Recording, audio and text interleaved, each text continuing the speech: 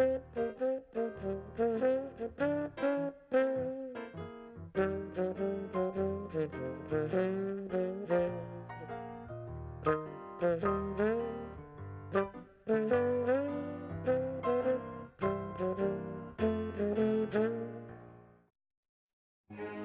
my voice in here. Your voice? Oh, Clarence Nash. Yes, I'll send him right in. Hi, Donald. Boy, what a beautiful day for the little creatures. What's good about it? Why, the birds are singing.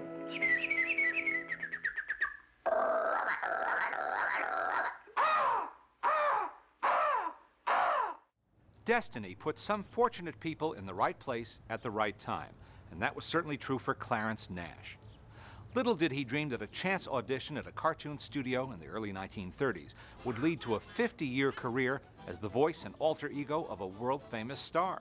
Oh, boy, this is it. At the age of 29, and in the midst of the Great Depression, Clarence was earning a living working for the Ador Milk Company in Los Angeles, driving a miniature milk wagon pulled by pint-sized horses, and making personal appearances doing his extensive repertoire of bird and animal imitations. Walt remembered hearing Whistling Clarence, the Ador Birdman, do his recitation of Mary Had a Little Lamb on a local radio show. Nash later said he got his job by auditioning for animation director Wilfred Jackson at the Hyperion Street studio. Either way, Walt loved the voice and hired Nash in 1933. Neither one knew what a long-standing association it would become. Donald, the people are waiting. Clarence Nash was born in Watonga, Oklahoma on December 7, 1904, and grew up on a farm. He was a typical class clown and found early on that he had a gift for imitating the sounds of various animals and birds. He later dropped out of high school to pursue his show business ambitions and played at Chautauqua shows around the country. In 1930, he married his lifelong companion, Margie, and promised her to look for steadier work, which led the couple to Los Angeles, where radio offered opportunities.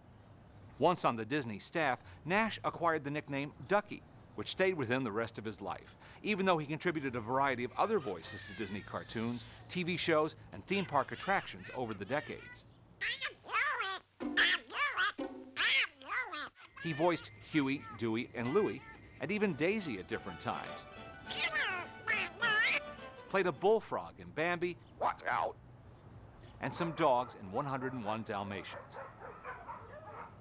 But Donald Duck was his mainstay. That meant he worked right alongside the boss when the two of them voiced Mickey and Donald together. And he even got an opportunity to appear on screen as himself, with vocal colleague Florence Gill in the behind-the-scenes feature The Reluctant Dragon, with humorist Robert Benchley.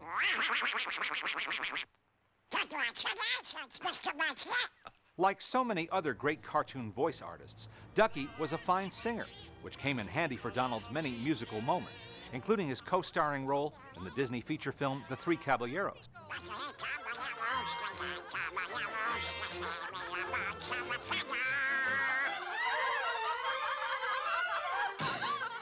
Over the years, Donald acquired a handful of catchphrases, and the studio gag writers learned what kind of dialogue sounded clear coming from the duck's mouth and what didn't. Yes. Can't understand me. Me, you fathead. Oh, can't understand you. Must be that flat beak of yours. Can't mouth the words right. Why, you pigeon brain, you just don't like kicking it. Oh, yeah? Well, listen to this. Can't understand it myself. Ducky was a frequent visitor to the Mickey Mouse Club in the 1950s and entertained children for years with a Donald Duck doll that enabled him to relive his vaudeville youth and hear the sound of laughter from appreciative audiences. In the latter part of his life, Clarence Nash delighted in hearing from fans and basked in the recognition he received as one of the most familiar voices in all the world.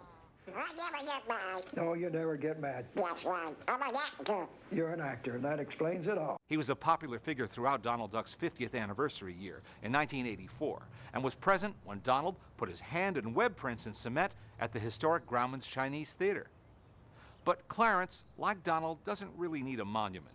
He and his Ducky pal have achieved immortality on film.